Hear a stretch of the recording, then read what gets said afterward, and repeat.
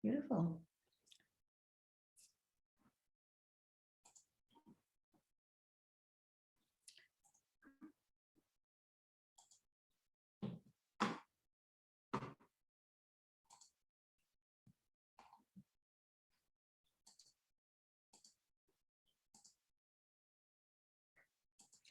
Lovely. Well, welcome everyone to our masterclass today.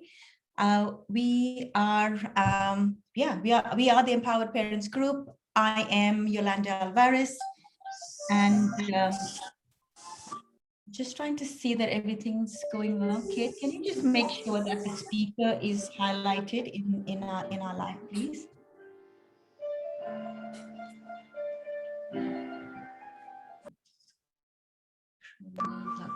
Alrighty, well, welcome. It's our 30-minute parenting workshop. Today's topic is on conflicts with partners in parenting. As you come in, if you can just mute yourself, that would be brilliant. And we will have our eyes out on the comment section. I've got gorgeous Kate here supporting me. I've got my team here. And if you can put comments, preferably on the Facebook, on our Facebook Live, that will really help me not to be looking at multiple places. So looking forward to your comments. I'm here to answer questions, and I've got a presentation that I have for you that I will use to take me through. And there we are. Can you all see my screen? Yeah, brilliant. All righty, so this is our online masterclass. We've started these masterclasses every fortnight. It happens on a Friday at 12 p.m. So do jump on, do come on to this group and find out what our next topic is. We are open to hearing from you on what you'd like me to talk to you about. Our style of parenting is quite unique, I'd like to say, where we are about taking a perspective where we have greater control, recognizing that the most control we have is over ourselves and not so much over our kids and the other parties in the relationship. So how can we maximize our control by changing our patterns, which then brings us the desired result of the change in patterns on the people around us. So our kids, we break a negative behavior by changing the way we respond to it. We change our partner's perspective by us grounding ourselves and choosing a new way of perceiving the situation. Why? Because the old way didn't work, which is why we are where we are at today. So in relationships, and especially in families, we can find that we very closely observe that saying, was it Einstein that says doing the same thing over and over again and getting and looking for a different result is the definition of insanity. So, and we do that so much on our parenting journey. So welcome to all of you in the room. We've got Rob here. Rob's a dad from Sydney signing in. Welcome, Rob. Thank you for joining us. He's got 4 kids. We've got Inti here, and we have R and B. I'm not quite sure if you can put in the chat box a little bit about you. Where are you signing in from? That would be lovely. So Inti is a gorgeous mom in Melbourne. She is an empowered parent. She's been following our journey for a while now and has been applying a lot of our empowered parenting techniques with her kids, and she's overcome a lot of her challenges. So we do hope to hear from you, Inti. She's feeding her kids at the moment, but we do hope that she will join us and share a little bit about how she has used these techniques and how they have helped her immensely. Lovely. A little bit about me. I have been working with parents for the past 4 years now. I work with the whole range of tools. My goal is to bring you to new realizations, to adopt an alternate way and shift old patterns within yourself to get those patterns, to get your desired behavior from the people around you, which has been working very successfully. Check out our pages, empoweredcoaching.com.au gives us a lot about, tells you a lot about the work that we do as well. However, today is about you. Today is about giving you the tips on how you can rise over your parenting challenges. Like everything, we all have a story, and for you to understand what your story is, I find that me sharing my story gives you a bit of insight of how you can perceive your situation too. So my story has been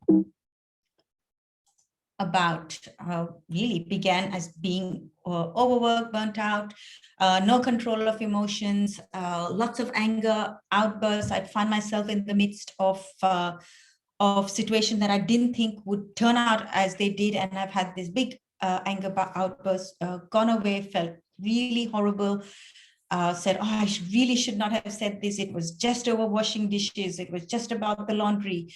It was just about leaving the lights on at times, and really going through this vicious cycle that felt toxic. I felt that that the people around me were not supportive. The relationship with my husband was very stressed, and really what it came down was just me not feeling good enough. So as I share my story, I'd love to hear where you are at. What is your story? Put in the chat box. Tell me, where do you sit? Can you resonate with any of these? Are you able to we'll just get those who are on the call. If you can please put yourselves on mute, that would be lovely, so the sound don't come through. But do post in the comment section. I am looking for your comments. Also mindful of the time. I did say I would do this in 30 minutes. So let's go. Give me your comments so I can keep this interactive. Tell me, where are you at? What is your story? What are the highlights? Does anything of what I shared here resonate with you? Please put your cameras on, guys. I would love to see you also. I can see your face and I can feel connected with you. This helps me support you. It helps me to energetically connect with you, and you'll find that the things I say are related to you. But I really would love to have your camera on, that way I can support you and I can feel like I'm talking to people. Lovely. Let's talk about some common causes for conflict in our relationships around parenting. Yes, we come with different parenting styles. The conflict can be because we feel judged, and not just feeling judged, we feel judged, we feel not accepted, we feel unsupported. We can feel like our views are not being heard. And we need to recognize that we do come in with different backgrounds, different experiences, different childhood experiences, different beliefs, sometimes even different cultures. So we are really coming in, we're setting ourselves up for difficulties, but choosing to see it in a more positive light than a negative light is where I would love to steer to. The differences that we bring to our kids, to our family, has so many opportunities. They bring different flavors. Our kids have the opportunity to enjoy both their parents with their differences and what they bring together. So recognizing that at the outset is a brilliant way to look at our perspective in this as well. Yes, we can have different sets of hopes for our child. We have fears for our kids. And again, that's coming from the different styles of parenting and different ways that we are, our different mindsets, our different goals, creates aspirations for our kids. And often we can find that our partner has a completely different aspiration and throws us completely off and is completely on the opposite track. And that can cause a lot of conflict. Share with me, guys, in the chat, where are you at? What is your biggest challenge? Looking out the chat box, share with me, what is your biggest challenge? Let me have a look. Kate, can you read them out to me if I am missing any comments coming through through our Facebook group? That would be lovely. So waiting for your comments, guys, so we can keep connected. And there you go. I'm having a look. I've got this on, so please put your comments in. I am looking forward to them. Lovely. So you can comment either in the Empowered Parents group page under the live. I've got that running there. Lovely. Undermining each other's parenting styles. That's right. We do that. And why do we do that? Because we are so passionate about our ideas. We're so passionate about our goals and what we want to achieve. And our partner comes in with their own style. And their style could be authoritative, it could be authoritarian, it could be neglect style. They may not even want to be engaged, or they probably don't feel like they have a voice, that their voice is open to be heard. So keeping all of that in mind and understanding that that these cause conflict. Lovely. Not having an equal say in parenting, and undermining each other's parenting styles, because we are so passionate about what we've got going on and our goals that we have to achieve with our kids. Lovely. Beautiful. That's right. Different childhood parenting experiences, also status in life affects parenting styles. Guys, please be interactive. I'm looking forward to what you have to all say. Beautiful. Going on the side. So how does this affect our kids? So inconsistent messages from different parents. It sets an example on how we treat each other in the family, as we see as our kids see parents treating each other with such low tolerance, or with rudeness. It affects the way our kids will start interacting with their siblings. It's because we are setting a precedence of how we treat each other. Let's be mindful about it. Conflict is not a bad thing. Conflict can be is a good thing, in a way that we tell our kids that yes, conflicts do happen, but what our focus is on the resolution, how we work together to resolve this. Let our kids, let us be transparent with how we do this with our kids too. Other ways it affects our kids, it causes a confusion in our child on how to respond to us. Not wanting to displease one parent as they respond to one, and worried about what the other child would say, other parent would say. It causes anxiety, it causes overwhelm, and lots of stress in the home, in the family, and within the child. So it's really important, guys, to know that you are on the same team. And I will share with you tips of how we can do it. A lot of my clients come to me with problems within relationships, with how they parent. And I also have a lot of clients that come in from separated families and co-parenting stepkids, and coming into families with existing sets of kids, which have already had their own styles of parenting, and kids didn't choose. Let's remember that our kid didn't choose us to be that step parent. Their dad or their mom chose you to be their partner. They didn't consciously choose you. So let's be aware that we need to win that child over. We need to take their permission if we have a plan to parent them, or we have a plan to discipline them.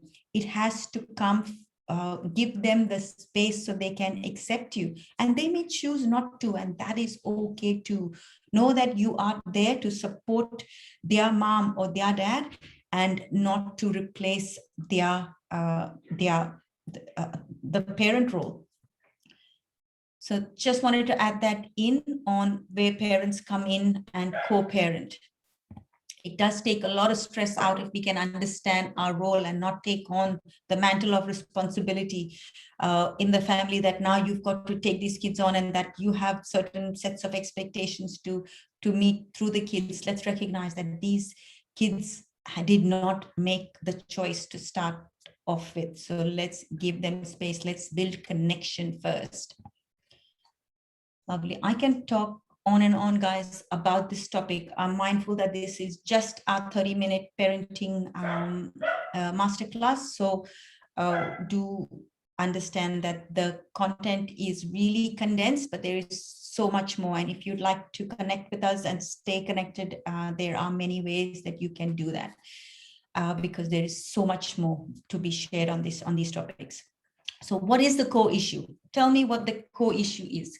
I am looking in the chat box. I am watching out for the comment box. Tell me, what do you think the core issue that we need to address is?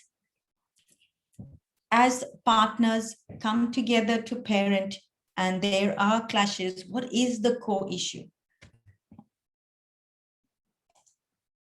The core issue is the strength of the relationship between the parents. That is where we want to bring the focus to. We might be arguing about the responsibilities in the role. We might be arguing about the different perceptions we have, or the different outlooks that we have on parenting the child, and that's all valid. However, what the real core issue to be addressed is the strength of your relationship with your partner. Even if, yes, you will say we're not even together, it's how amicable you keep your relationship with the dad or the mom is key to support your child on their journey through their childhood and into their adulthood. And it is your responsibility. As we look at the core issues and the strength of the relationship, let's be mindful about each other's need for validation, their need for acceptance, and the need to let go of judgment. So I want to ask you, where are you at? Do you feel validated? Or most likely not, if you've come in here looking for tips and looking for help. The need for acceptance of each other, and the need of not being judged by each other. And if we can go back to the roots of the strength of your relationship and see whether these needs are being met and which of these aren't, we are taking our focus away from those dishes not being washed, or the garbage not being put out, or the toilet seat not being put down, all of those things, or giving your child money to buy snacks when they are already overweight. So let's take a step back and look at what the core need is between each of you and how you can meet that need.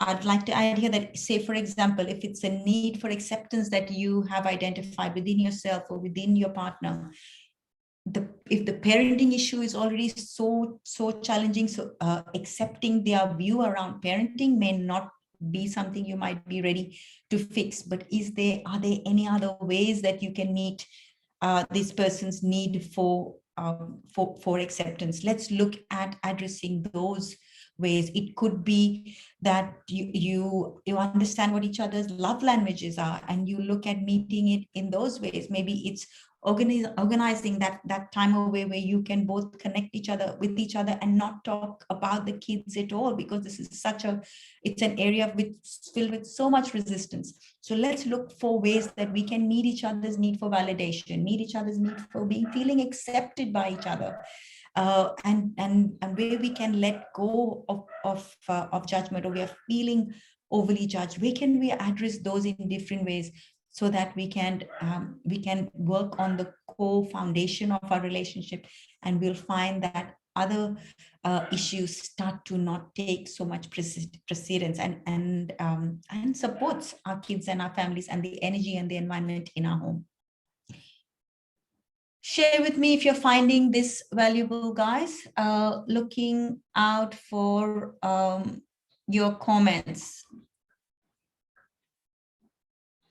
Lovely. I am going to get you to put your cameras on, so I know that you are in the room. Guys, I'm going to insist that you put your cameras on so that we can see you and we can support you. Thank you, Kate. I can see your camera on. Thank you, Bob. Share with me, guys. What do you think? Can you see, is there something you can do within the core of your relationship that might ease the stress out? Feel free to unmute yourself, Bob, if you would like to share something there, your perspective or point of view. Does it make sense? Is this and how? I'd love to be hearing from you. Inti, if you're able to share, that would be lovely. Anna, Teresa, good to have you join us. Okay, mindful of the time, I'm going to keep going. The role of emotions in conflict. What happens with emotions and how we can. So if you've got a book and a pen with you, this might be something you might want to write and have some afterthoughts about. So how do emotions play out in conflict? Asking ourselves, what are my thoughts? So our thoughts are so key. Our thoughts determine the energy that we bring into a relationship. And often we can find that our thoughts, if we question them, aren't even valid. So let's write that down. What are my thoughts about this situation? How does it make me feel? Our thoughts are what lead us to feel emotion. If our thoughts are, this is hopeless, I'm not heard, I am so angry, no one respects me, I'm talking to walls, if these are our thoughts, observe how it makes us feel. Next, when you see how this makes you feel, so it might be making you feel angry, frustrated, unvalidated, unheard, then observe from this feeling, what actions do you see yourself taking? What are the actions you see yourself taking from this feeling? Know that the emotion that we feel leads us to take the actions that we take. And from that point, we get results. So if we are thinking thoughts that are so negatively geared, making ourselves feel so dense in our emotions and in our energy, the action we take from frustration and anger would be raising our voice, would be, I want to say, banging things around the house, banging the pots and pans, could be. And the result we get is disconnection. It is not what we would like to get. It's not the desired result. So this is my thought model. This is my TEAR model: thoughts, emotions, action, results. Our thoughts are key. What thoughts we hold are what make us feel the emotions that we do, which give us the actions that that lead us to take the actions that we take, which give us a result. So if we are not getting the result, what is our result? Let's work this out. So recognize our emotions are key. The role of emotions is so important in conflict. And if we can better our own emotions and our own feelings, we can diffuse the conflict. So just quickly wanting to get there. I'm looking at the time too. Don't want to go over time. So take back your power with emotional resilience. That's the key. If we can come back to our own power through understanding our emotions and grounding ourselves, that's where the key is, because that then determines the energy that we bring into our homes. It determines the actions that we take as we consciously choose our thoughts. The emotion we feel will come out differently, and the actions we take will then start to give us the desired results. So let's be very conscious about our thoughts. Let's be conscious about our emotion. So a few tips to rise over conflict. Number one, stay calm. How do you stay calm? You break the pattern. Break the pattern by breath. The key is breath. A long, deep breath will break your pattern of going into your emotion and acting from it. Stay curious. Ask yourself questions. What if this is not about you? What if this whole upheaval, this whole is not about you? We can, as human beings, quickly feel like victims. What if it isn't about you? What is the unmet need? If when we start stopping the pattern and asking these questions, we see that we are able to address deeper needs that are really calling to be answered. So what is the unmet need, and focus on meeting this need. It helps us take away our focus on the chaos and the conflict, but allows us to have the curiosity and step back to look at it from a different perspective. Let's teach our kids how to treat each other, how to be in relationships with each other as we are supportive of each other. I have had cases where kids go into school and are being the bully, because that's how they see their parents act with each other. That's how they find their parents work with them. So let's be supportive. Let's teach our kids how to relate to each other as in the way that we are relating to our partner. That is so important for our kids. So many parents want to hide conflict from their kids, and they want to and this leads them to suppressing, because kids are around all the time. And here I am to say that conflict is okay, so long as we are also teaching our kids how to resolve. So as we get into conflict with each other in our relationship, how are we resolving this? So many goals we can be using the challenges we face as learning tools.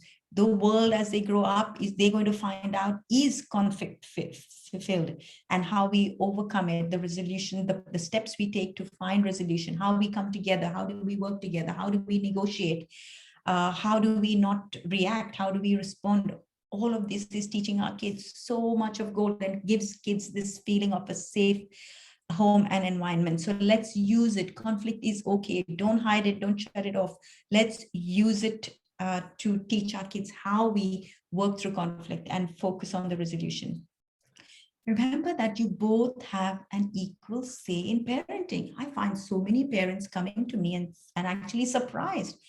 And why? Because we are so passionate about the ideas that we have. We're so engaged, we're so involved, and you'll find one party is, or sometimes even both are, but it's often one partner is so engaged, so they've taken the whole mantle of responsibility on themselves, and then they have a resistance to what the other partner is saying. So let's recognize that both of you have equal say in parenting. And you never know, if we just stop and we listen to them, they might be saying something valid that you hadn't been aware of or weren't conscious of. So allow them to be heard, and be actively listening. And the main tip is to focus on the strength of your relationship. Sometimes we need to work on it outside the parenting realm, because there's so much of stress and resistance around it. Let's take it out, and let's try to meet our partner's need for acceptance, to be heard, to be validated outside.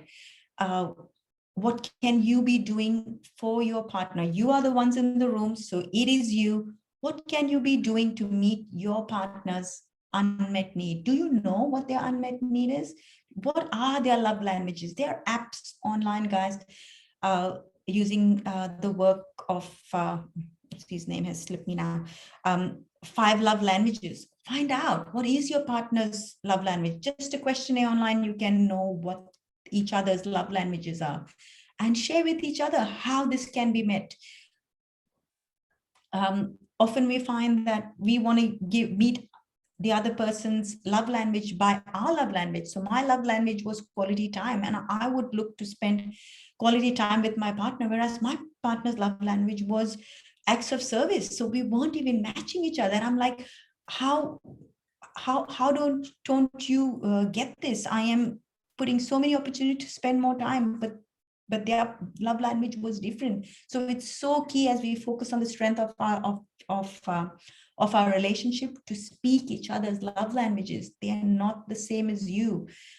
You might be thinking, why don't you get it? And it's because they are wired differently. Their needs are different. Let's come to understand. There's so many tools out there, guys. Be the emotions analyst. That is what we are about. We are about mastering emotions. As we master our own emotions, as we regulate our own emotions, we hold space for ourselves. We are able to then hold space for the people in our relationship with whom we are. This allows us to take back our power with emotional resilience. I wanted to share this quickly. I see that we have come to time. There is just to highlight this vicious emotion circles. It's our own, it starts with this, our own unworthiness and self-doubt and self-judgment. As we feel this within ourselves, we then project it to our kids, to our partners, which then activates it within them. And this vicious circle, this energy we bring into our home, as it's activated within them, this brings out negative actions, misbehaviors, the yelling, the rudeness, And that then feeds back into our own guilt, our own, I'm not good enough, I'm not a good enough parent. So just be aware of this vicious emotion circle. Tell me, guys, are you getting value from this? Are you learning something new? Please give me a thumbs up. Please put your cameras on. I would love to engage and to see where this is going. And it keeps me encouraged to do these masterclasses for free every fortnight. So please engage. Please put in the comment section, in the chat box. Tell me, is this adding any value to you before we go away?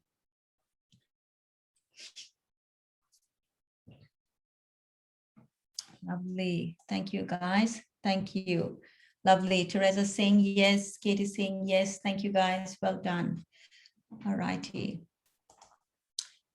Remember, where focus goes, energy flows. What we are looking for is that harmony within our families. What we find is that we need to focus on our relationship with our partner, and really the key is our relationship with ourselves. As we focus on where we are at, what is going on in our life, what areas in our life are we feeling disappointed in? Is that sense of that negative energy, are we bringing that into our relationship? Are we bringing it into our home? So where focus goes, energy flows. Focus on you. Focus on the relationship. These are the key factors, but it begins with you. And understanding our emotions, managing our emotions is key. So what is empowered parenting? Just to close this all up, it is about increasing our own self-awareness. It is about regulating our emotions and learning how to hold space for ourselves, because emotions are what drive us. Emotions is nothing but energy in motion, and it determines the energy that we hold, the space we hold in our homes, and what we bring to our kids. So let's go back to the core of our issues and address it from there. It's about responding and not reacting from charged emotions, from triggers. Triggers are not, we often say that, oh, our kids triggered us, or my partner triggered me. Triggers are not external, triggers are within us. Let's take charge and hold of and responsibility for the triggers that are within us. They wouldn't be able to push that button if the button wasn't already in us. So let's work on that. That's what empowered parenting is about. It's about addressing the core need and not the misbehavior, because that's where we have control over. And what we get as a result is win-win. We feel like we are winners because we are feeling good within ourselves. We have brought ourselves in a good emotional space. And our child then begins to feel heard, because that's how we approach them. We're able to go down to their level, connect with them, and we are able to raise kids that are motivated and driven. Lovely. I hope you got value from that, guys. We have gone slightly over time. We have our half-day workshop coming up tomorrow, Saturday 24th at 10:30 a.m. I have a special offer for all of you. For those of you that came in today, you have the opportunity to receive a free copy of my book, Abundant Motherhood. For the dads in the room, don't worry, it is a parenting book. Just because I say, mom, do not be discouraged. It is for the parents. So you get a free PDF copy of my book. All you have to do is register today. Kate has put the link in the chat. Kate has put the link in the Kate is putting the link into the text of the live on Facebook as well, Kate. To get my free PDF, register today and join our workshop tomorrow morning. We hope you found value today. Emotional resilience for parents is key to raise emotionally resilient kids. Thank you, Inti. Thank you for sharing. Thank you for coming and joining us, all of you. Teresa, thank you for joining us. Thank you, Bob. We hope that you all found value. We look forward to seeing you all tomorrow. So if you could please put your cameras on, just as we say goodbye, that would be lovely. I look forward to seeing you all. Teresa, Bob, thank you. Did you find, what was your greatest aha moment today? What did you learn today that you didn't know before? Put it in the comment section, please. I would love to see how that went for you. Lovely. And with that, Thank you guys for joining us. I look forward to seeing as many of you tomorrow. It's my 90-minute workshop where I take you on that emotional resilience journey, giving you tips, giving you tools, teaching you how to connect, how to break patterns. I look forward to seeing you then. See you all. Bye.